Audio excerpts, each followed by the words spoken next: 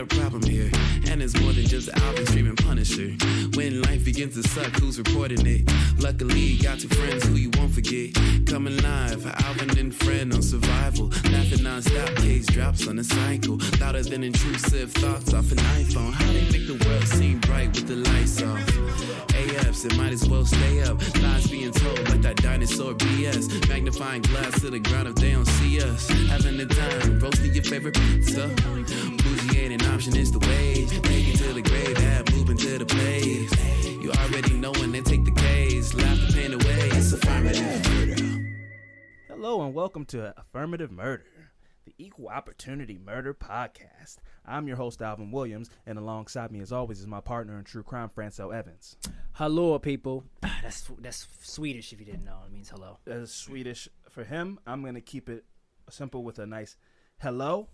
Also, while we're on the subject of, all the different nationalities and everything, I just want to give a shout out to all our 45 listeners or however many we at. It might not be a lot, but it's scattered throughout the whole globe. Yes. And I want to give a special thank you to anybody from those different countries who went on to the iTunes and left a glowing review. We got some amazing reviews. Really appreciate that. If it hasn't been made clear by now with the upgrade and sound equipment, I know it sounds illustrious and crazy right now. We do want this to be a cool thing. We want to expand our listenership.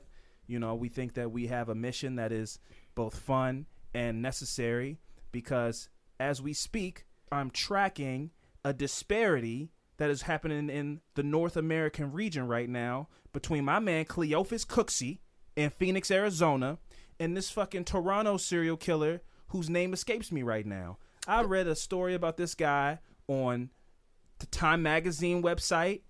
The Daily Post did a story on him. He was on, what's that show that Stephanie watches? Law and Order? No. What? Crime show. They do exposés on people. We did a story, there was a trans story that we did on Inside Edition. Oh. They did an expose about this Toronto serial killer on Inside Edition. I've seen him everywhere. Both of these stories happened about 3 weeks ago, like middle of January. Oh, so is this the update? This is the update so far. I'm Okay. still tracking the progress. Okay. But as of right now, the Cleophas Cooksey story has died. I believe his his numbers on his YouTube video might have went from 4K to 4.5K, while the man in Toronto, who I cannot remember his name right now, has been getting. I mean, to say lopsided coverage is an understatement. I haven't. Everything any research I've done on Cleophas Cooksey has been from like Phoenix Press, the Phoenix News, the Phoenix whatever, the Phoenix Daily Globe. I mean, the guy. It's just like local stuff. It's local stories. Right. I just happen to be able to curate it off of Google. But I mean, if you type in Bruce MacArthur, it's his name. That's his name. Just came to me. If you type in Bruce MacArthur in Google right now, I mean, you'll get videos, stories from very well-respected magazines and papers, and you'll be able to watch videos about this man and how nobody suspected him and it was crazy and people say he's innocent and it came out of nowhere. There's none of this happening for Cleophas Cooksey right now, aka Cleo. No, it's like Young Paypola. It's like rap names. Yeah, it's like Young Yung Paypola, something like that. Anyway. So to say the coverage is lopsided would be an understatement. And just take a guess as to why that might be. Cleophas versus Bruce. That's all I'm going to say. I'm not going to say who's what's what. You take that and run with it where you will. But again, I want to thank anybody who's left us a nice iTunes review or anybody who's just left us like positive feedback on Twitter or Facebook. It really does mean a lot to us. We love interacting with you guys and just talking about what we like to talk about. And it really makes us feel like what we're doing isn't a waste of time because we like to talk about these things that, people aren't really talking about too much. Also, I want to give a shout out to the people on the Facebook group. There's currently a bidding war of sorts, a battle going on for what to call people who listen to this podcast. I saw that. Yeah. As of right now, I think some of the front runners are Affirmiacs, Affirminators. Let's see. Affirmiacs, I like that one. Affirmiacs was a good one. The top three, in my opinion, right now. Again, it's up to you guys because I'm not going to call myself any of these things. My name's Alvin. So it's what you guys will call yourselves and what you want us to refer to you guys as. So right now the top 3, in my opinion, again, and anybody that has anything to add is welcome to it. Please, it's open forum. If you have a suggestion, give it. But right now, do a poll. Not on Facebook. I could do a Twitter poll, but I mean, we have some older. Get it together. We have some people that are like diehard. They're on Facebook or on Twitter. Like I interact with people on Twitter that don't have Facebook or vice versa. So you won't get the full brute of the whole 45. You know what I mean? Like, so we we got 20 on Facebook and then we got 25 on Twitter. So we're not getting the full power of the allegiance. I say allegiance because y'all don't have a name yet. But the top 3 right now is Affirmix, Affirmates, and Affirmians. I like that too. My suggestion was the Minorititans, but you're looking at me crazy. That's cool. That's fine. Whatever. It doesn't have to be that. That's fine. Whatever. It's up to you guys. Whatever you guys want to call yourselves, let us know, and we'll work on it, and that's what we will dub you as. This is a time for learning, though. There's no need to lie, folks. Don't be ashamed of the things that you've done, because the rooster always comes home to roost. Wow. Or something like that. What we're going to do is we're going to take a quick break, and when we come back, we're going to jump into some fucked up shit. So stay tuned.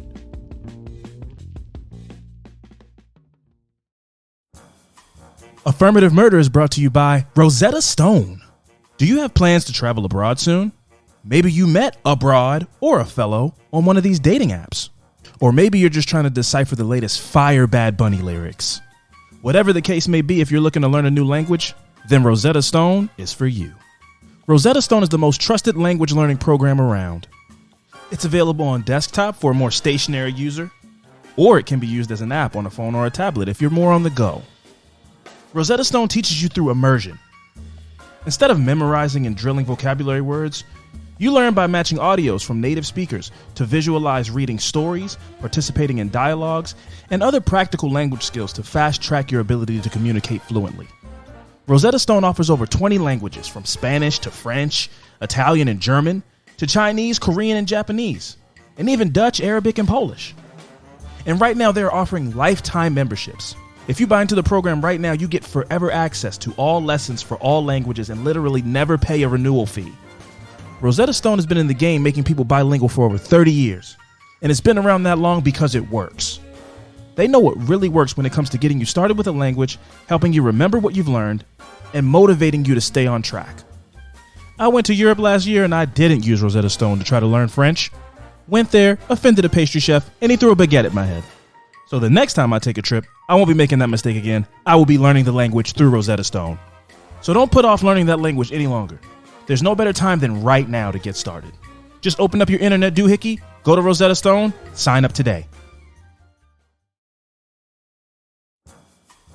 Affirmative Murder is brought to you by HelloFresh. Flavor is in full bloom at HelloFresh.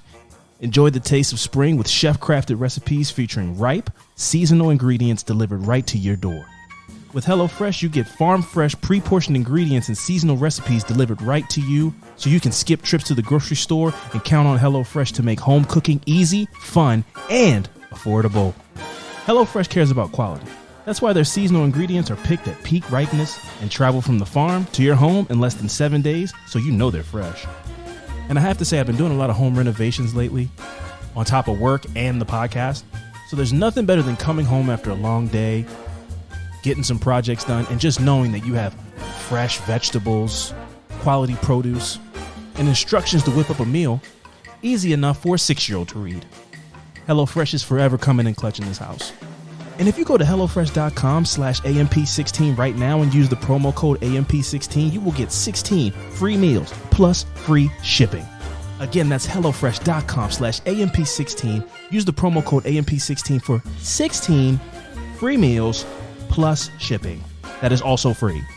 Make your summer dinners a breeze with HelloFresh, America's #1 meal kit. Affirmative Murder is brought to you by Drizzly.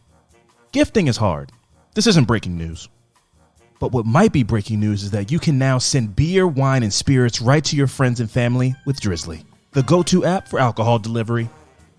Which is fantastic news because adult beverages are the only gifts that no one ever returns.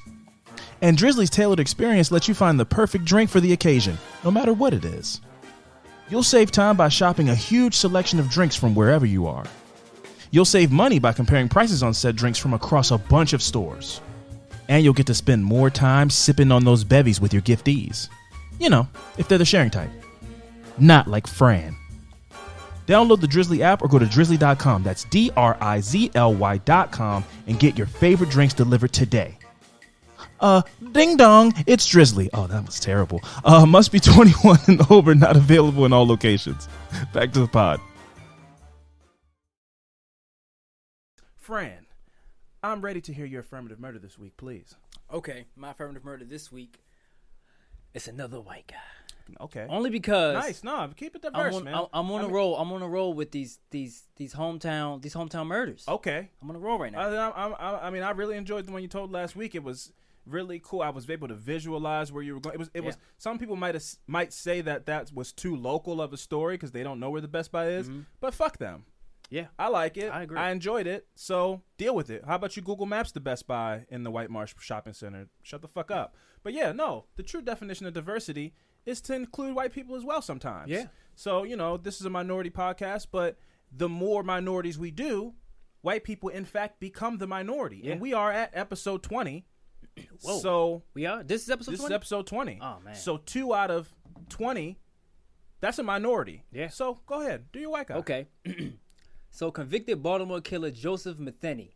Have you heard of him? I've never heard of him, no. Okay. It all started back in July of 1994. I was at work. I was a truck driver. I was working overtime this one night. When I got off and went home, as I always did, but when I opened the door and turned on the light, I noticed there was nothing there. My old lady had taken everything, including my son, and left me. Her leaving was not my problem, but she took my 6-year-old son with her. She was a crack addict and a worthless piece of shit. I'm sure he was also dabbled in crack as well. Yeah. I'm sure she was just... I'm sure you treated her super well. Yeah, she was the only one just doing crazy, and she just left because she's crazy. Yeah. I would have paid her to get out of my life. All she had to do was take my son over to my mother's house, and she could have everything else and be gone.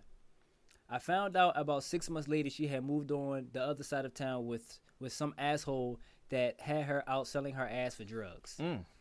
They got busted for drugs, and they took my son away from them for child neglect and child abuse. I had no chance of going to social service and trying to get my son back due to my I'm past. A crackhead. Yeah, due to my past criminal record. So I took it upon myself, with the hatred I had for these two who lost my son, to go looking for them. I had found out from someone that they was going under the bridge and getting high with some homeless motherfuckers who live under the bridge. Oh, bridge people. I went under there looking for them. They were not there, but these 2 homeless motherfuckers Yeah, this guy's angry. He really is. Oh shit. Okay. Oh shit. I went under there looking for them. They were not there, but the 2 homeless motherfuckers that got high with them were down there. They were passed out on some old stinking mattress. That's where they were when I left, except they were dead from being chopped up. Chopped up? Yeah. Oh, so he found them that way, is what he's saying? No, he chopped them up. Yeah, he went down there looking for his old lady. Couldn't find him, so somebody had to get this axe. So I guess he know these 2 people because they used to get high all together. Yeah, so I'm killing any affiliates. They're not here, so I'm gonna get you. Yeah. Also, the nerve of him to be like, these gross people get high under that bridge. I would bet any money I have in the bank that he got high under that same bridge at some point in his life. For him to be this whole like first person story of you being able to be like, she was a dirty crackhead and she got high under a bridge with gross bridge crackheads.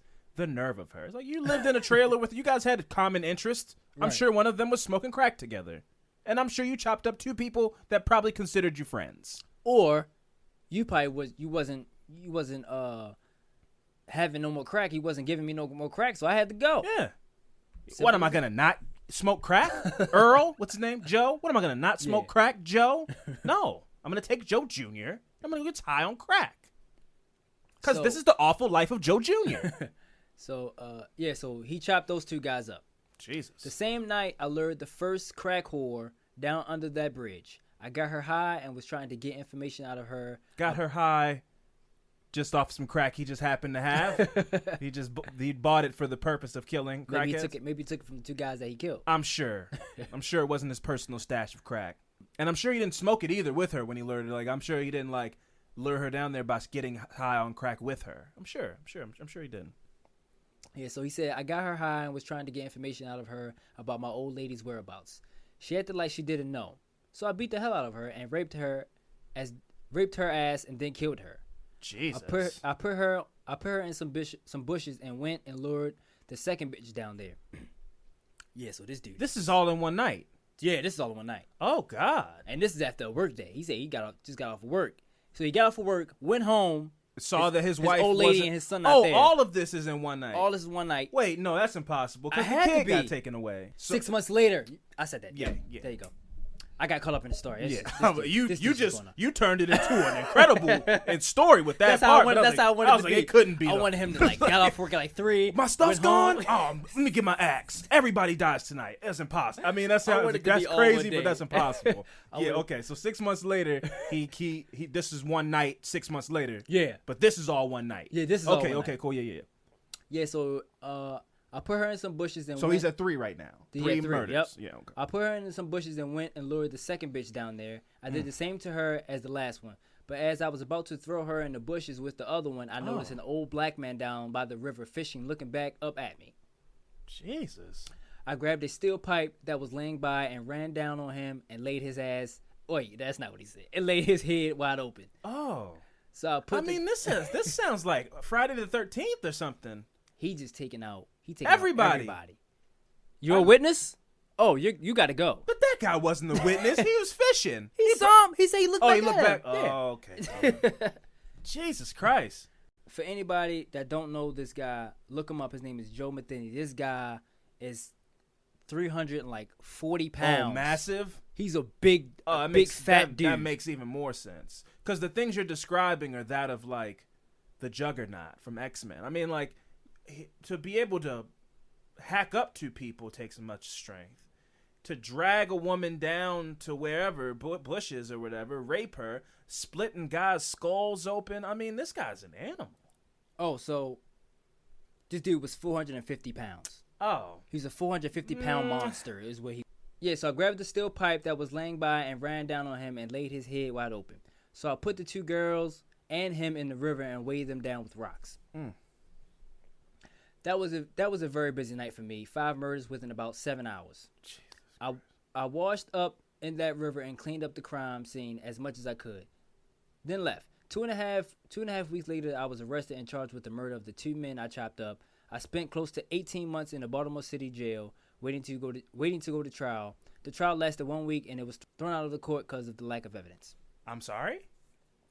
It was thrown out of court because of the lack of evidence. And I think, I also read another article is that he showed the police where he put the bodies, but they couldn't find them. Okay. I was like, how the hell does that even... So he said, like, I killed these people, but, they're not here now. Yeah, so they had no evidence. Just because you say you did it. That's crazy.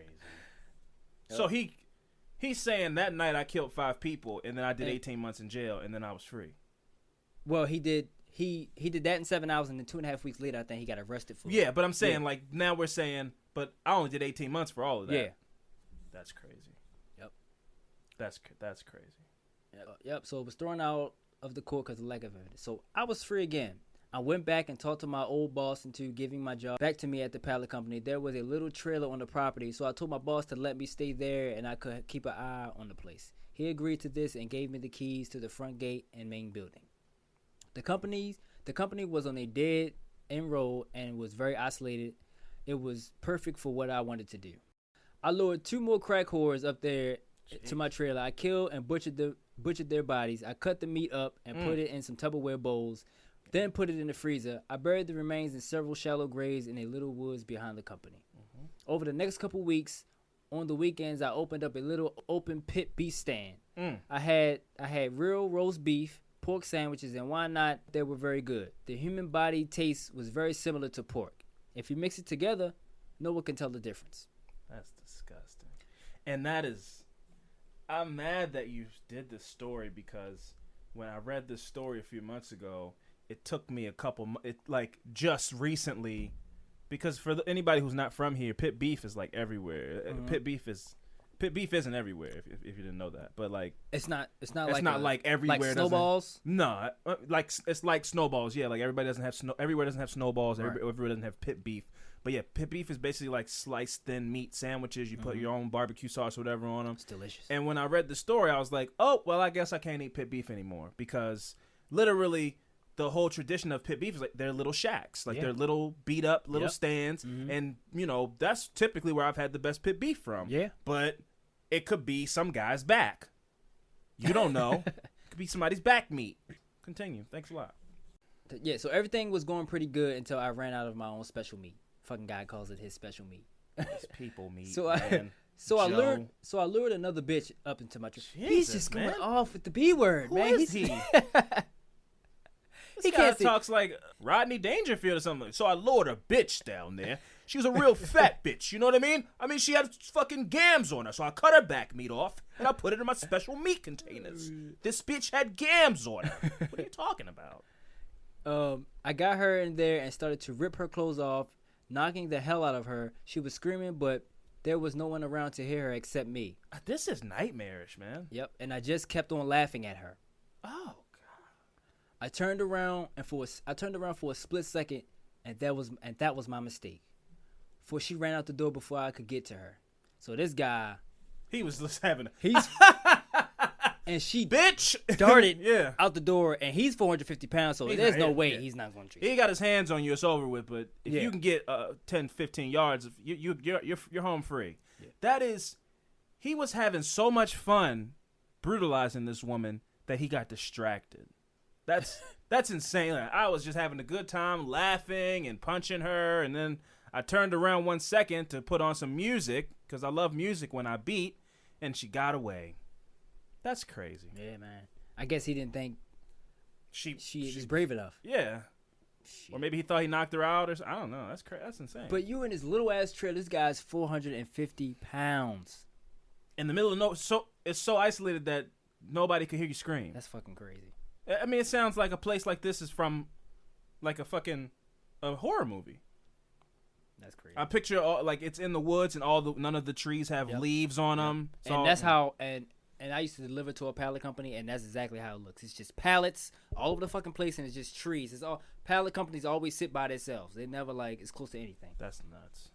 So there was an 8-foot chain link fence with a barbed wire on top top of it and around the front of the company. There was a stack of wooden pallets next to the fence about 10 feet high. That bitch scaled those pallets like a monkey, and she jumped the fence and ran down the main road where some guy in a pickup truck picked her up and took her to a nearby gas station where they called the cops. Well, I knew the cops were on their way, but I didn't run. Probably because you couldn't. Yeah. I gathered up her clothing. You weigh 450 pounds. You knew the police. You should have said, I knew the police were coming, but I couldn't run. I gathered up her clothing, grabbed the keys to the gate, and went out and opened it. As soon as I stepped out the gate, a cop car pulled up. And the cop jumped out and pulled his gun on me and told me to get on the ground, and that was where it all came to an end. They took me down and booked me. She had told them that I said I was going to kill her like the rest, which was true. They had me sitting in a little room down at a homicide, drilling me and damn near kissing my ass. Trying to find out what I had done, they pulled me out of the city jail every day for 1 month, taking me back and forth between the company and the bridge. I had them going crazy over the company digging up the remains of the 2 bitches there because I had their remains buried in 7 different holes. The only thing I feel bad about any of this is that I didn't get to murder the 2 motherfuckers I was really looking for. Oh shit, I forgot and about that was my ex-old lady and the bastard she hooked up with. I forgot that's even where this whole thing came from. He went on. He's opened up a small business. And just completely forgot about his whole vendetta. I think he forgot about that too. I think his whole reason for doing this, I think he just was like, "Oh, this shit is fun. I'm having a good time." So that shit probably hit him like in jail. Like, damn, I didn't kill Cheryl or Mark. Yep. Well, shit. So he said, "Well, that's my story. Horrible but true." So he probably was like, "Horrible but true." Can you believe it? Look up the court case. It happened. I know it sounds crazy, but it happened. So, horrible but true. So the next time you're riding down the road and you happen to see an open pit beef stand that you never seen before, make sure you think about this story before you take a bite of that sandwich. And I will again. Sometimes you never know who you may be eating. Ha ha. And then he winked and it went bing. God, this guy's gross. Yeah, well now I will, and I guess I won't be eating pit beef for another 6 months. So that was Joe Matheny. Please look this guy up. Please look him up. He looks like albino bear, or like a hairless bear. And he walks up with you to a pipe or an axe. Yeah, that guy, the guy who was fishing probably was like, "What the fuck is this guy doing?" Because I'm sure he didn't hurt him. I'm sure he didn't run. Yeah, no. Because you 450 pounds. You're not sneaking up on anything. You definitely saw him. But I mean, him walking up with the pipe behind his back. Yeah, like, hey man, did you see what happened up there? I just wanted to explain to you. Bing, bing. Yep. Yeah. That's probably what happened. Yeah, that's probably how it went down. Wow. Yeah. Joe Matheny. Yep. Joe Matheny. Yeah, that's a local story. I remember reading that story like on Ranker or something like that a couple months ago. Terrifying story. Because I saw the name. When I saw the name, I was like, I don't think I heard this guy. Then I saw his picture. I was like, yep, I remember this. I mean, that story really is something out of a nightmare. So it's so crazy that it doesn't even sound real. But it is real because I just recently joined like a thing that happened in Baltimore page on Facebook. I did too. And that was on there. People are like, do you remember this guy? Did you ever eat at his pit beef stick? That's why I looked it up. Yeah, I mean, so it definitely happened. Like I don't remember what year it happened, but I mean that. Whew, he ended up dying in prison. Also, he ended up dying. I'm sure he had a heart attack because he weighed 450 pounds and 8 people. Oh, he got super skinny. Did he? Yes, he did. He got super skinny while he was in prison. And a couple other articles, they was talking about that he used to hang out at a bar in Hillthorpe, and I used to work out there, and I used to deliver to that bar, and I was like, whoa. Yeah, they probably got some stories, man. That shit is crazy. Who, Joe? Oh, Joe used to come in here all the time. Yep. Yeah, stories like that. All right, people. So, whether or not you have a pit beef stand in your town, just watch the meat that you eat.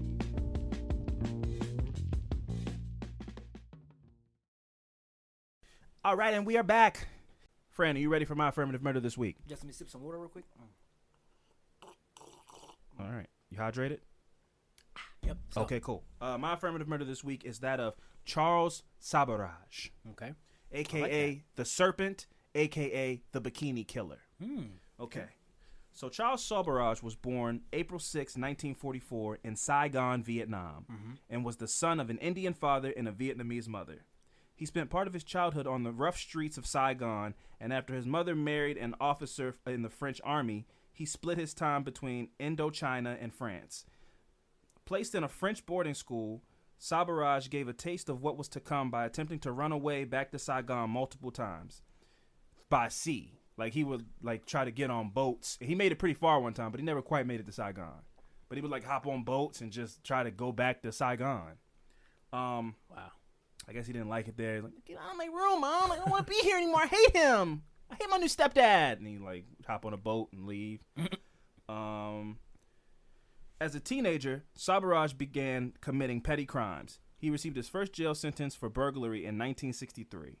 His sentence was served at a prison near Paris. Sabaraj had a knack for manipulation and used it to get special favors from prison workers, such as being allowed to keep books in his cell. Sabaraj even convinced a wealthy young prison volunteer named Felix de Escon to let him live with him upon his release. Wow. So this guy, as the story goes on, I'm going to put it out here now so you people can understand. I would say for this guy to not, people might know him, but I've never heard of this guy. And this guy is like the Vietnamese Ted Bundy. Like, he was a good-looking guy. It always sounds like it. He was a good-looking guy. He was charismatic. Everybody loved him. He had a silver tongue. He was able to convince people to do whatever he wanted them to do. Yeah. And he was a big time, like, petty thief. Like, as the story goes on, I would compare him like between like Ted Bundy and like Robin Hood, but then the story turns left. So at first you're like, wow, this guy's fun and like dangerous, but then it turns left. So I'm gonna jump back into the story though.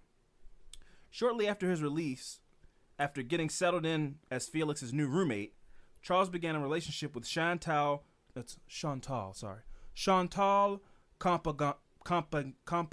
It's one of those things where it's like G-N-A-N, Compagnon. Chantal Compagnon, a young Parisian woman from a conservative family. Sabaraj proposed to Chantal, but was arrested the same day for evading police while driving a stolen vehicle. Wow. Yeah. So he's a winner. What, he stole a ring or something? No, he stole the car. Oh. And then drove to her house in the car To to propose? propose. And the police were like, we've been chasing you all day in that stolen car. And then he got arrested. He was sentenced to 8 months in prison. Chantal, however, remained loyal, and they married upon his release. Okay, salute. She held him down. Yeah. She probably put some money on his books, got him some ding-dongs, some ho-hos and stuff, Put some money on, got some commissary money up. It wasn't long before they were bouncing around Europe, engaging in crimes like robbery and smuggling. So they were Both of them? Yeah, they were doing like a Bonnie and Clyde kind of thing. In 1973, Charles was arrested and imprisoned in Mumbai after an unsuccessful armed robbery attempt on a jewelry store. However, he was able to escape with the help of his wife Chantal, faking an illness.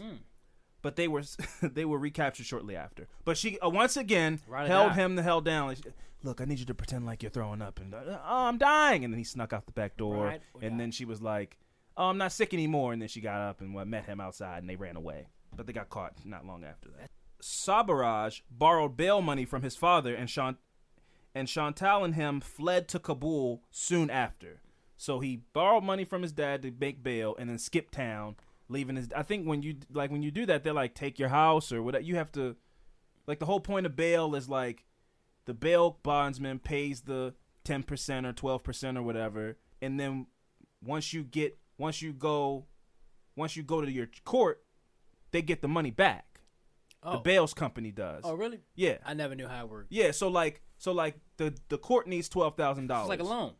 Basically, yeah. It's a lump sum loan. So like your bail is $100,000. You need $10,000. The bail company gives you the mom or whoever the sibling is they give you the $10,000 based on you putting a lien on your house or some kind of.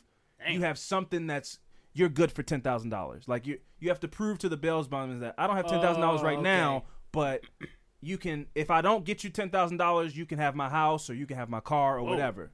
That's how bail bondsmen work. But the thing is, with bail bondsmen is, they get reimbursed from the court. So they get their money back and they get your money. Well, they get their money back, and you need $10,000. Okay, well it's going to be $13,000 for interest. For us to make a profit. But the whole thing is, they get the money back once you go to court and get sentenced. So if you skip town, they just don't get their money back, and that's why bail bondsmen send bounty hunters after people. Because they got to bring them back to go to trial so that the court will pay them their money. Oh, so he bounced up before he even went to court. You fuck everybody. You fuck your dad. You fuck the bail bondsman. Yeah, everybody gets fucked. So before he went to court, he gone. Skipped town. Oh, he got bailed out and just left. Damn. Yeah, he doesn't care about it. He doesn't give a shit about it. This guy's a scammer through and through. Jeez, I did not know the process of that. Yeah, that dog, the bounty hunter, that big racist is pretty crazy. But that's why that show existed, because he was hunting people that skip bond. Oh, okay, I didn't know. Because the bail bondsman company, they don't get their money unless you go to court. Wow. Yeah, so he did that. Asshole. Yeah, that's his dad. That's petty. And he called his dad like, Dad, look, man, please, I don't have any. Like, he gave him the whole pity thing and all that sad speech on the phone, and then skipped town as soon as he got bailed out. The couple's life of scamming and robbing continued in Kabul, where he was arrested again. Charles somehow faked an illness and was able to drug a guard at the hospital, allowing him to escape. Wow. This is why they called him the Serpent. He was just able to just get out of situations, skip to another country. He jumps to a lot of countries. Like, yeah, he's jumped. Fake sick is his thing. Yeah. You'll be wait till you he has a whole bag of tricks. This shit is a movie. This shit sounds amazing. I'm not even halfway done. So he faked an illness and got out, drugged the guard, and he fell asleep from drugs and then escaped the hospital that he pretended to be sick at. He then fled to Iran, leaving behind his wife and the young child that they had together in the time that they were jumping around countries. Chantal moved back to France and vowed to never speak to Charles again. There you go. So he gave up a loyal one. He doesn't have time for it. He's a criminal. He gave up a ride or die. You don't do that, fellas. Any woman who will lay on the ground and pretend that she's sick to get you out of a situation, is not even that. Anyone who holds you down while you're in prison. Yeah, a lot of Chantal did a lot of Yes. things. So you just don't, you don't She deserves better. You don't do a woman like that. Mm-hmm. But also you don't get in situations like that. You don't go to jail and don't poison people and don't, all these things. He can't help. Escape from prison and all this. Sabaraj eventually linked up with a Canadian thrill-seeking tourist named Marie-Andrée Leclerc. Is this a woman? This is a woman. This is his mistress. She became his mistress and accomplice. Charles gathered followers by gaining their loyalty. A typical scam of his was to help his target out of difficult situations. In one case, he helped 2 former French policemen. They sought Sabaraj's help to recover their missing passports. Sabaraj had actually stolen the passports. What, he like bumped into him and like fucking... But that's what this is where the Robin Hood thing comes into play. He's got all kind of people who might have took the passports, gave them to him, but then he got his other people. He got followers. Oh, so then okay. the people, but they got a whole. Everybody gets a cut, So it's like they might take the passports from the cops, and then they go, "Oh man, somebody stole your passports. We know a guy named Sabaraj. He's like a private detective. He can help anybody find anything." And then they go to him. They pay him to help him find it. He just like, "All right, I'll be back." And he comes back 10 minutes later. He gets him out of his locker or whatever, and he's like, "I found him. I had to beat some guys up, but I got him back for you. You should probably give me some extra money for my troubles too." And those are the kind of shit he would do. In another scheme, Sabaraj provided shelter for a French man named Dominique Renelot, who appeared to be suffering from dysentery, like shitting yourself like profusely. Charles had actually poisoned Renelot, so he's like, somebody's like slips something in his drink, and he's like, "Oh, I think I'm dying. We'll bring you to the doctor of the town, Charles Sabaraj. He's the local doctor." This reminds me of the guy that you did a while ago. What was it? I think was it an Indian guy? The guy that had the cult, I think. Yeah. This isn't a cult. This is more of like a crime syndicate, but he does have followers and people that like hold him down and stuff. But I mean, he's not telling them he's a god or anything like that. They're following him like, "Oh, he's Robin Hood. He takes from the rich and gives to the poor." It's almost like some Ocean's 11 shit. Like, "Oh, this guy's the acrobat and this guy is the disguise guy, and I'm Charles Sabaraj. I'm the leader of the crew, and I send them out, and we go." It's like some Grand Theft Auto shit. Like they go out on missions, so it's not really culty. It's more of like crime network shit. Fucking heist. Yeah, exactly.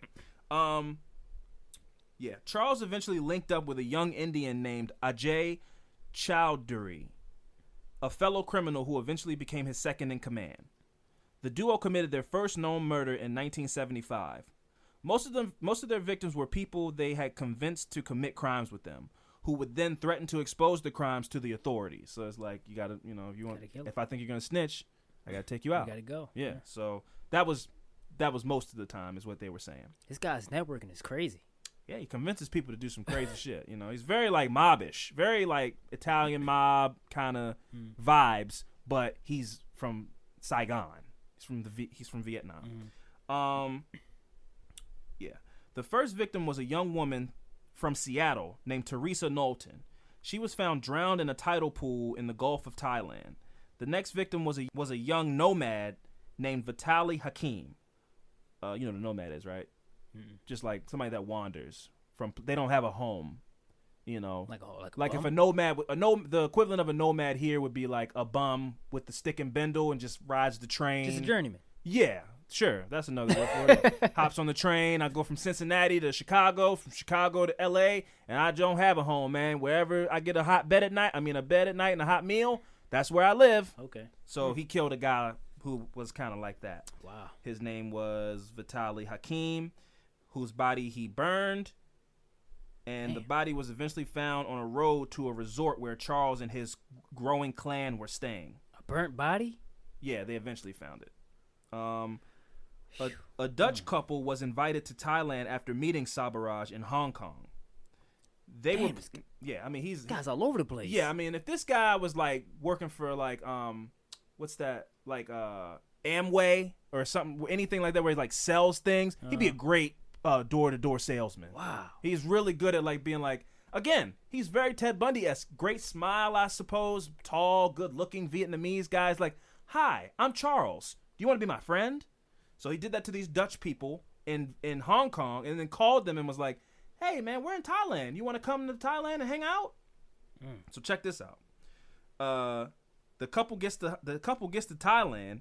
He poisons them, and then nurtures them back to health. And while he nurtures them back to health, he gains their loyalty. Like, they don't know he poisoned them. It's like, oh, we have like Taiwan flu. We're gonna die. And he's like, don't worry, I'll save you. I'm a doctor. And then while he's nursing you back to health, you feel like loyal to him and like you owe him something. Thank you, fuck. He expects more than that. He expects to be like, okay, so now I need you to go steal some diamonds from this. Yeah, I know, but I'm just saying. That's crazy. Yeah, so he gained their obedience through healing them. And as they continued to recover, Sabaraj was visited by his previous victim, Vitaly Hakim's, his girlfriend, who had come to investigate his disappearance. That's the one that burned, right? That's the one he burned. And he's still missing at this point. They hadn't found him yet. So she comes, and fearing exposure, Sabaraj and Cowdery, his second in command, quickly hustled the couple out. Their bodies were found strangled and burned on December 16th, 1975. Soon after the body of Charmaine Carew, this is the girlfriend, who came and ruined his whole plan to brainwash this Dutch couple. Wait, this is who girlfriend? Vitaly. Okay, the one that came and I got you. Okay. So they find her body soon after finding the Dutch couple. So he killed the one. He killed everybody. He was like, this whole thing fell apart. What? She's looking for Vitaly. I'm gonna kill her, but I'm gonna kill the Dutch couple. I'm gonna take them out first, and I'm gonna kill them, and I'm gonna kill her too. No witnesses. I think I might have missed something. So what did the couple do for him?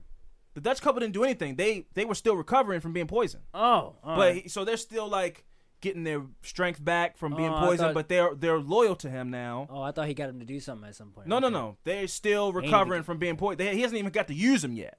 So I know he's mad about that. He's like, fuck, man, they just pledged obedience to me, and now this bitch wants to come and fucking knock on doors looking for her boyfriend. He's dead. Get over it. So now I gotta have my boy Jay take them out back. We'll deal with them later. I'm gonna kill her, and then we'll kill them later. Unfortunately, they would have been a good addition to the team. Hey, it sucks it had to be done, but business is business. So yeah, he killed everybody in that scenario. The girlfriend, the couple, everybody. That's sad, man. She come to find her husband. Yeah, she's just coming to look for her man, and she dies too. That's crazy. So she was drowned and found wearing a similar bikini as the first victim, Teresa Knowlton, because she was found in a pool. And later on down the road, after some investigating, once they were able to pinpoint that Charles was the killer, they named him the Bikini Killer. That's the only reason. There was two of his victims had similar bikinis on, so that became one of his nicknames. So at this point, he has two nicknames: the Bikini Killer because two of his victims had similar bikinis on, and the Serpent because this motherfucker was just like, oh, I'm in Hong Kong, now I'm in Thailand, now I'm in France. That's crazy. Now I'm in Saigon. Now I escaped from prison. Oh, I'm sick. Psych. Took your gun. Now I'm out. So they called him the Serpent and the Bikini Killer. On December 18th, the bodies of the Dutch couples were found. Okay. So he killed them on the 16th. They were found 2 days later. So scratch everything I just said. But they found them. So the 16th is when he did it, and the 18th is when they found the bodies. Right. Yeah. So this is when they were found and identified. Sabaraj and his mistress Marie Andre Leclerc entered Nepal using the deceased pair's passport. So the Dutch couple that he poisoned and eventually killed snatched their passports off of them, gave the other one to his mistress, and they went to Nepal together. Because it's the 70s, and I guess they didn't have photos on them or something. It's like, yeah, my name's Mike Smith, or whatever, It's crazy. So yeah, they just jumped from. Also, that's why I want to go to Europe someday, is because the way America is all huge and stuff, and you can go from like here to Virginia and here to New York and all this kind of stuff. Those are all countries over there. It's the same kind of setup, except you can hop on a bus and go from Paris to Germany in like 8 hours or something. Like you can just jump from country. You can country hop. The way you would hop on a mega bus and go to New York, you could hop on a bus there and go from Paris to like wherever. Go to Amsterdam. That's and cool. Those kind of, yeah. So, but he's doing that. Wow. But he's also going from like there to Asia. Like he's jumping. I was gonna say he went to Hong Kong. Yeah, he's jumping everywhere. This guy's nuts. It's 1975. I don't know if he's getting on planes. He must be. He's very mobile. I'm guessing he got experience on boats. Yeah, he's got experience on everything. Planes, trains, automobiles, everything. Yeah, so they're in Nepal. using the Dutch couple's passports. Leclerc and Soberaj. Yeah, I can't say her name. It's Leclerc. It's like Leclerc. So Leclerc and Soberaj meet up in Nepal on December 21st and murder Laurent Carrier, a 26-year-old Canadian man, and Connie Bronzik, a 29-year-old woman from the U.S. The couple returned to Thailand using their latest victims' passports before the bodies could be identified. So they got to do that quick. Yeah, and I'm as far as from what I read, the only reason they met up to kill that couple was to take their passports to get back to Thailand. Like, it's some like Bonnie and Clyde, like some real Mr. and Mrs. Smith assassin shit. Like, they're killing people, taking their passports off of them, using their passports to go back into Thailand. And then ditching them? Then throw them away? Yeah, just throw them away, get new ones. Every time they get new passports, that's a new body. Crazy. Yeah, so the couple returned to Thailand. Should have called the Passport Killer. That's a better nickname. I mean, the Bikini Killer isn't good. The Serpent is great, but the Bikini Killer is stupid. Maybe it sounds better in Thai, but I don't know. I don't know how to say it in Thai. In English, it's the Bikini Killer. I think that's just a coincidence. That it was just too. It is a coincidence. I mean, they were in water. I don't think he was like killer. He didn't kill women in bikinis. He just killed 2 women that were in. When bikinis. you told me that at the beginning, I thought he went to like a beach. Yeah, no, that's what I thought too. But no, he just happened to kill 2 women that were in bikinis. Oh, okay. None of his other victims are in bikinis. He has a lot more victims. Yeah, so they go back into Thailand using their latest victims' passports from Nepal before the bodies could be identified once again. So they're quick, in and out. Murder, passports, get in before the bodies are identified, before you realize these people are dead. Upon his return, Soberaj discovered that 3 of his companions had started to suspect him of being a serial killer after finding documents belonging to murder victims, which I would assume is like a big box of passports that he has in his house or something. Because, you know, a lot of killers keep trophies. So he's probably like, we should keep them just in case we got to use them again. But he's like, but something about him he just can't burn or throw away. Right. Yeah. So the companions fled to Paris after notifying authorities. So they were like, look, we think he's a killer. We're gone. He's not killing us. They fled to France. Oh, these is his companions. Yeah. Okay. Soberaj's next destination was either Varanasi or Calcutta, where he murdered Israeli scholar Avani Jacob, simply to obtain Jacob's passport. Soberaj used the passport to travel with Leclerc and Cowherdie. So he got his boy back. They're 3 deep, traveling like a squad of murderers. He got his boy Ajay, got his girl with him. There's like probably looking fly, walking through the airport in slow motion, sunglasses on. Yeah, this could be a movie straight up. But yeah. So first the 3 went to Singapore, then to India. And in March of that also sounds like they're having a great time. I mean, right. Seeing the world, you know, it's getting all kind of experiences. Killing people. Getting your passports. Yeah, you know, stamps, it's fun. Yeah, you get a stamp. They stamp it. You get on the plane, you know, seeing different environments, different, you know. In March of 1976, they returned to Bangkok, despite knowing that authorities there sought him.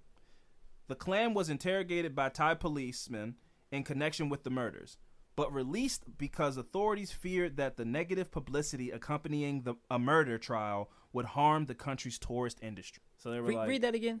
So I'm gonna say it in plain okay. English. So they traveled to a couple of different countries, but eventually they end up going back to Bangkok, which is in Thailand. Right. Even though his companions had snitched on him and he was suspected of being a murderer. So they still go back. They get taken into custody. They get interrogated. But after the not Taiwanese, that's a different country. After the Thai police were like, oh, this will make us look bad, and this country is really heavy.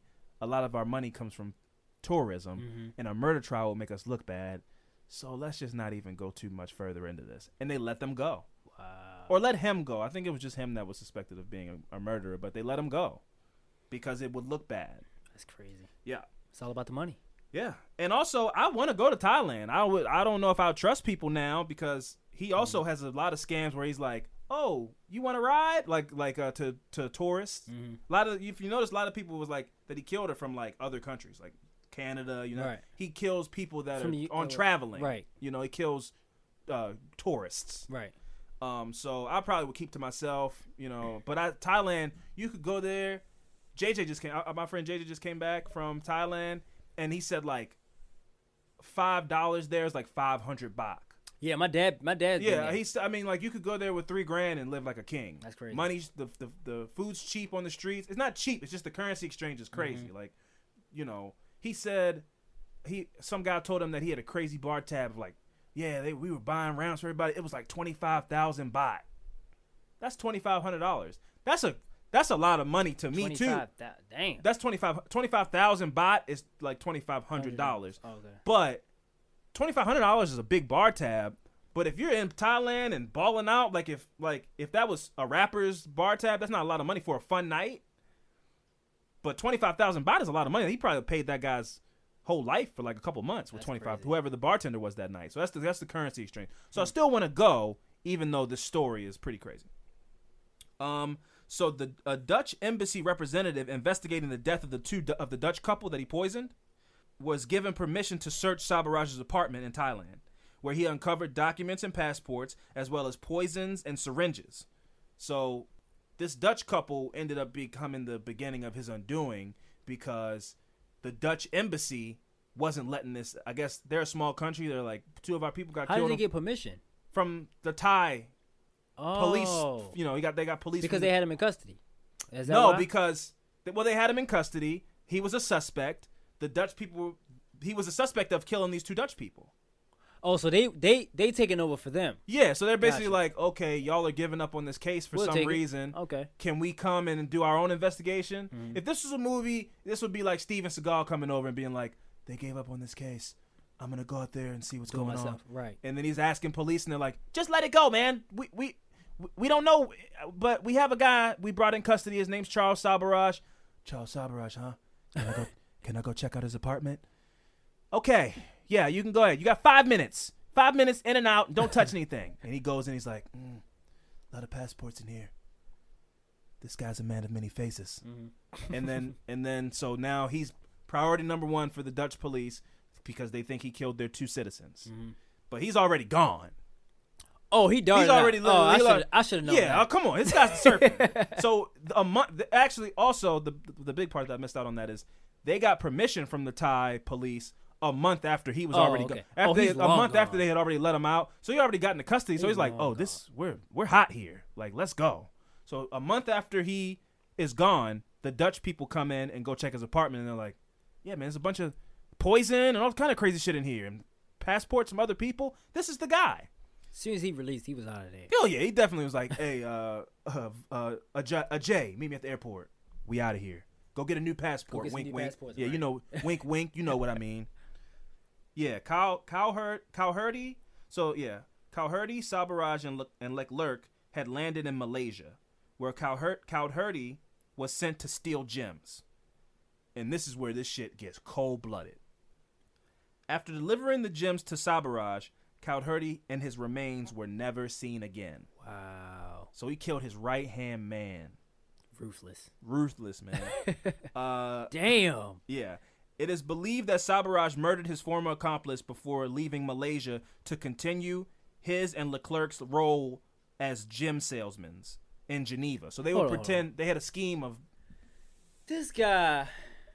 It's all about the scam, man. Pretended to be this guy's best friend. Maybe he was his best friend. Maybe he really loved him, but when it came down to it's me or you... That's fucking crazy. It's me or you. And he was like... Sent him out to get gems, you say, right? Yep. Wow. Because they had a scam with him and his girl where they would pretend to be gem salesmen in Geneva, put on suits probably and be like, these are some gems we just are for sale. He had hella scams. He had hella crazy scams. He was like, well, you're hot right now. You stole these. You're hot. We can't stay in Malaysia long. And when we travel with you, now they're looking for you too. Die. That's cold. And they never found him. Now there is a rumor that somebody saw him in like Germany or something, Cowherdie, but the rumors got like disproven. But I like to think that's cool. I like to think that's what this shit is like a movie. I like to think it was like, look, man, I'm gonna fake your death, bro. We can't, like, they're crying on the mountaintop, like, this is the end for us, brother. You know, I see you on the And other they side. they just went their own Split ways. the gems. He's like, hey, you take half the gems. That would be cool. That would Right? be a cool ending. This guy's an animal, but you kind of like the story. I don't like what he's doing, but like like if this was a Leonardo DiCaprio and like Tom Hardy movie, and they're two guys cool. like, you know, getting heists off, and there's a girl involved. Maybe the girl's like, I don't know, Rachel McAdams or something. He wouldn't do nothing honest like that. Well, He dipped out. He dipped here's out on half his the girl gem. and his son. So I'm not buying. I couldn't see him doing that. Now, the one part that I left out because it was kind of lengthy, as far as when he left his wife and his kid, is the way that he left. As according to the story, she was still loyal to him, so he didn't do him dirty. He just was like, you know, I got to continue this life. I got to go. He never everybody still liked him. You know what I mean? So she went to Paris, and when she said she vowed to never speak to him again, it was like a kind of thing where it was like, it's better for me if I don't, but I would. It was one of those where he's like, okay. I gotta let you go. I love you so much, but I gotta let. Okay. Nobody was like, fuck him. Everybody liked him still. But this dude just. So maybe it's possible that he was like. He just But then again, I was like, I don't see him just If he just disappeared after he did that job, it's like, I don't know. But that would be cool. Though. Now if he chopped him up and shit, that's awful, right? Right. But if he like just faked his death and, you know, they went their separate ways, I was like, this is gonna come to an end soon. Yeah, hey bro, you know, here's your cut of the gem. That's like the end of a crazy Martin Scorsese movie. Like, oh no, turns out he was in Germany. So what about the girl? She still. They went back doing their gem scheme. Just the two of them. Soon back in Asia, Sabaraj started to build a new crime family, starting with two lost Western women, Barbara Smith and Mary Ellen Ether, in Bombay, India. Sabaraj's next victim was a Frenchman named Jean-Luc Salomon, whose poisoning during a robbery, simply intended to incapacitate him, left him dead. So this guy, he apparently didn't mean to kill, but he overpoisoned him and he died. He fucked up. He just wanted to poison him to rob him. So I think with the syringe thing, I guess he comes up behind you and like gets you in the neck with the. So did he do it to try his little shit he do with like get him back? Oh, he was just doing it to rob him. Oh yeah, he wasn't doing it to gain their trust. No, he had just gotten back to. No, he was just trying to rob this guy. Oh, okay. All right. He wasn't, because now at this point he's like on the run. He got him an all women crew, and then they got back into Asia, and they start committing their little crimes. But their home base is set up. But this guy, he was just trying to rob, but he overpoisoned them and he killed him by accident, in quotes. But don't poison people. Right. And then maybe you won't overpoison them and kill them. In July 1976, in New Delhi, Sabaraj, joined by his three-woman clan, tricked a group of French tourists, of French grad students, into accepting them as tour guides. Sabaraj then poisoned them by giving them pills, which he told them were anti-dysentery medicine. So again, he has like this little playbook of schemes of like, dysentery. That's smart. You've been poisoned. He got women too. Yeah. So he's like, hey, we're just they're probably pretty. Hey, we're a nice tour guide group. You guys want to take a tour with us? This is why they tell you don't go off the reservation in Jamaica, because as pretty as Jamaica is, and like white people love going to Jamaica, and you know everybody loves going to Jamaica, and not just white people, but like people love going to Jamaica because of the resorts and all that. Jamaica's a fucking third world country, and if you go outside of the Sandals Resort, there will be a guy that's there like, hey man, brother, because they call you. Hey, you remember when we went? We went there, yeah. Hey, brother, hey, come take a cab ride with me, and they got the Carnival Cruise cabs and all that kind of. No, I'll give you a good discount, man. I'll show you the real fun stuff. And then they take you up into them woods and send out a radio phone call to somebody saying, look, we got an American. We want $10,000. So don't. That's crazy. You know, and this is his scheme. Yeah, I'm gonna get some French. There's some French dumb dopey tourists probably wear their shirts tucked in and got fanny packs on. And he's like, yeah, that's a good mark. And it's like, I think it's like 8 of them. It's a group of them. And they're like, yeah, tell them, oh, in order for you to ride on this bus with us, you gotta take this dysentery medicine because we don't want you shitting all over the bus. But it's really poison. Wow. However, the drug started acting faster than he had anticipated, and the students started falling unconscious. 3 of the students, realizing what Sabaraj had done, they overpowered him and then called the police. During interrogation, his new accomplices, Barbara and Mary Ellen, quickly buckled and confessed. So they were new, they hadn't been seasoned yet. They were like, "We're just on vacation. This guy, we just wanted to have a good time. We didn't know it was gonna get this crazy. He's poisoning people. We just like stealing wallets." They snitched on him immediately. Sabaraj was charged with the murder of Solomon, the man that he overpoisoned, Jean-Luc Solomon, and all 4 were sent to prison in New Delhi to await formal trial. Sabaraj was sentenced to 7 years of hard labor, with time added on for drugging the French tourists. So this was all in the country all in New Delhi. 7 years? 7 years hard labor, which there's like probably a chain gang from slave time, like you're breaking rocks all day with a pitchfork. Like not that jail's cool, but like hard labor sounds like you're outside in the sun all day, working free and shit. Yeah, with a chain on your ankle and no water, like some crazy shit. So he got 7 years hard labor, and with additional time added because he poisoned all those French tourists. And I'm sorry, this was in Thailand. The Thai government was told that it would. Oh no, I'm sorry, it was in New Delhi. The Thai government was told that it would have to wait until after he finished his sentence before he would be able to be tried there. So check this Leonardo DiCaprio. Look up this. No, that would be whitewashing. Dev Patel. No, I don't know an Vietnamese actor, but somebody look into this story and do a 2017. Check this out. So in 1986, Sabaraj escaped from jail in New Delhi after drugging guards during a party. Wow. Where do you get drugs? Who's partying? I don't know. It's crazy. There's a lot of whys going on. So he drugs. Although he was captured less than a month later. So check this out. That wasn't the crazy part that he got out of jail. Although he was captured only a month later, it was believed to be yet another calculated move by the serpent. With additional time tacked on for the escape, Sabaraj remained in prison in India as the 20-year statute of limitations on his crimes in Thailand ran out, allowing him to avoid what likely would have been the death penalty. Released in 1997, he returned to Paris and enjoyed a celebrity lifestyle. Wait, read that again?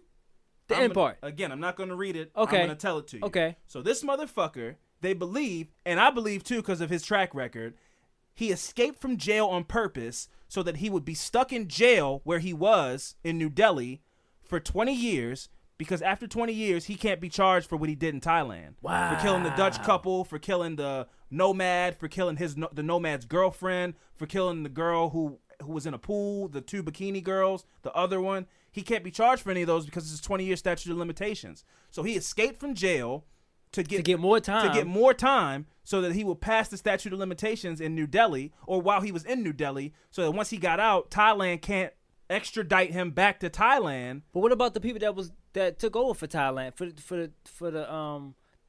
They still got murdered in Thailand. No, I'm talking about the ones the Dutch people. The Dutch, yeah. But they still got murdered in Thailand. Oh God! Oh, they was just from. They were coming to finish the investigation. Okay. Yeah, okay, because they was citizens from there. It still happened in Thailand, though. I got you. So he passed the statute of limitations in New Delhi jail, got out for the 7 years plus whatever for poisoning them, and then moved to France and got treated like like OJ, I guess. Like, why? Because it's like, oh shit, man, you were all over the news for that crazy shit, for murdering people and stuff. You want to drink? You want to drink? Like that kind of shit. But so check it out. Sabaraj's newfound freedom would only last so long, as he was arrested in Nepal in 2003, the following year. He was convicted of the 1975 murder of American backpacker Connie Joe Bronzik and was sentenced to a life term. He allegedly attempted another prison escape in 2004 and unsuccessfully appealed to have his sentence overturned. Sabaraj's problems mounted in 2014 when he was convicted in Nepal again of the 1975 murder of the Canadian tourist. So the couple that they killed, him and his girl killed to get their passports. Right. He got convicted of the second one a few years later. So I don't know if it took them a decade to piece together that those two people were together and they both were because of him. So he got then convicted of that. The ruling was upheld by an appellate court in 2015. So he's in jail. But this is the crazy shit. I didn't do much of extra research on this, but check this out. So he's in jail in Nepal for double murder. In June of last year, he had successfully gotten an open heart surgery. Last year, he was having heart problems, and he's got a girlfriend that he's trying to get married to and all this kind of stuff. And she donated a pint of blood for his surgery, and he got open heart surgery done in June that was successful. And this guy's like 72 years old. I'm sure there's people that are on a list to get an open heart surgery done, and this fucking guy has killed at least 2 people in Nepal that they know of, and is suspected of killing 5, which he did, but they can't charge him in Thailand. He's still in prison, though, right? He's in prison, but they he's Fuck probably having a him. good time. It's like, hey, my heart hurts. All right, okay, fuck out of here. Okay, Charles, man, we don't want that to happen to you. Let's take you over to the hospital, get you looked at. There's a picture of him with the guy that did the surgery. with the guy that did the surgery, with his arm around him. This guy's just so likable. That's unbelievable. Yeah, so that was the story of Charles Sabaraj, a.k.a. the Serpent, a.k.a. the Bikini Killer. Why the fuck he gets a heart surgery before anybody else? That's a great question, man. I mean, That's some bullshit. people are just likable. That got me hot. Some people you might call a restaurant and they might say they have no reservations, but if the right person calls, a table opens up. Wow. That's Charles's life. He just knows how to charm the pants off people. And the shirts off people, and the shoes off people, and then kill people, and then take their money, and the bikinis off people, and then kills those people. So yeah, that was the story of Charles Sabaraj. Again, I would love to have every aspect of Charles Sabaraj's life other than being a criminal and a murderer, because other than that, he lived a phenomenal. It was like he's seen everything. I mean, been all around the world, man. Women loved him. Men loved him. He had great friends until they turned their back on him. He's had children. He's traveled country to country. And just in that time of things, he happened to kill a couple of people. Right. So I wouldn't want Charles Sabaraj's entire life, but I would like to see some of the things Charles Sabaraj has seen. I mean, he's just seen, that's just a fact. He's seen some amazing things. And don't let this discourage you from traveling abroad, people. Taken and this story, they're relative. Don't let these stories discourage you from going and talking to people and meeting people and all this kind of stuff. But you got to keep that wall out. You got to always be on the lookout, because these motherfuckers will come out of the woods with syringes right after they just bought you a drink. They'll come back from behind, syringe you in the neck, poison you, and now you are in a cult of some kind. Hit you in the head with a pole. Yeah, now he's telling you you're indebted to him and you have to help him rob people now. So meet people. Be friendly to people. Love people of all ethnicities and backgrounds and colors and creeds and all that. But always be on the lookout. And with that gem being dropped, and not gems by my boy Jay Coudhertz, who's probably in Germany right now. Let's just be honest. That's how that story ends for me. That's the direction that's how that story ends for me. He's just rich, smoking a cigar and a beat song. Yeah, like the end of fucking Shawshank Redemption, just like, hello. He's like sends a letter to Charles in jail, like, hello Charles. I made it to that beach we talked about. I'm enjoying the gems as we speak. I hope this letter finds you well, Ajay. I've been Alvin Williams alongside with my partner in True Crime, Franco Evans. Next time. And we'll catch you guys next time. Deuces.